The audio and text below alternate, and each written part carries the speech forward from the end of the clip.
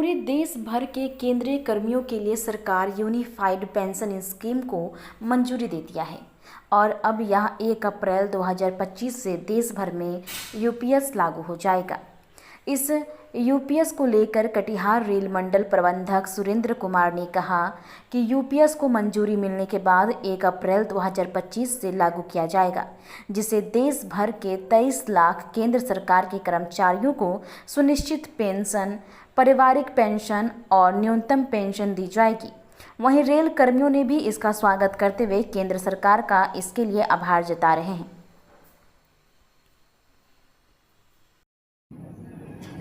हाँ sir, NPS के बाद यूपीएस कितना लाभदायक है केंद्रीय कर्मियों के लिए?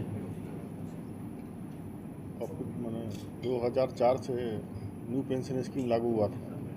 उसके बाद से इसमें बहुत सारी विसंगतियाँ थी और जिसके कारण कर्मचारियों में काफ़ी रोष भी था और उसको दूर करने के लिए भारत सरकार ने पिछले साल 1.5 साल से कमेटी बनाई हुई थी, जिसके रिकमेंडेशन पे ये यूपीएस लागू किया गया है। एनपीएस में जो मेन मुद्दा था सभी लोगों का असंतोष का कि उसमें सारा कुछ जो था एश्योर्ड कुछ भी नहीं था।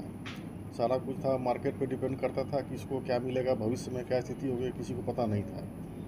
लेकिन अभी जो यूनिफाइड पेंशन स्कीम सरकार ने लागू करने की घोषणा की है, उसके अंदर एश्योर्ड पेमेंट पेंशन का व्यवस्था की गया है कि जो भी 25 साल की सेवा देने के बाद रिटायर होंगे उनको लास्ट 10 मंथ का जो बेसिक है उसका 50% जो है एश्योर्ड पेंशन दिया जाएगा।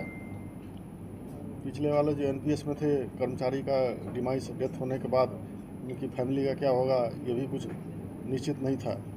तो अभी जैसा कि आपने देखा कि जो इमीडिएट पेंशन मिल रहा था उसका 60% उनकी फैमिली को भी दिया जाएगा।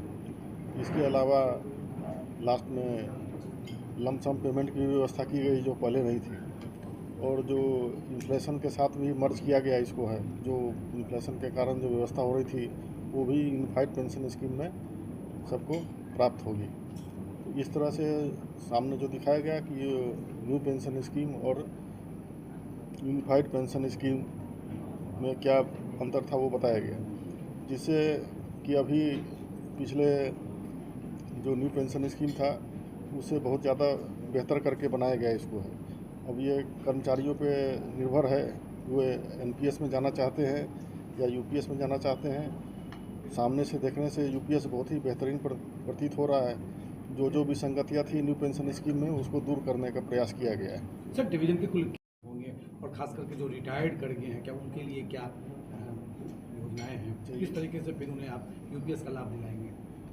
यूपीएस में लाभ जो है पुराने जो रिटायर्ड कर्मचारी जो सेवानिवृत्त हो चुके थे उनको भी दिया जाएगा। एग्जैक्ट फिगर तो अभी पास में नहीं है, ये अभी वर्कआउट किया जाएगा, लेकिन कोई भी कर्मचारी से वंचित नहीं रहेगा। अगर वो यूपीएस में लेना चाहते हैं तो उनको जो भी फायदा या जो भी बेनिफिट मिलेगा सारा का सारा दिया जाएगा। ऐसी व्यवस्था हम लोग करेंगे। कितने कर्मचारी होंगे? एग्जैक्ट नंबर तो पास में नहीं है, लेकिन जो भी होंगे सबको निकाल करके उनको दिया जाएगा। अब हमारे पास तो डाटा तो ऑफिस में है, लेकिन अब उसको अभी चूँकि ये अभी आया ही है तो जिन को मिलने का होगा उनके साथ हम लोग कांटेक्ट करेंगे और सबको दिया जाएगा ये।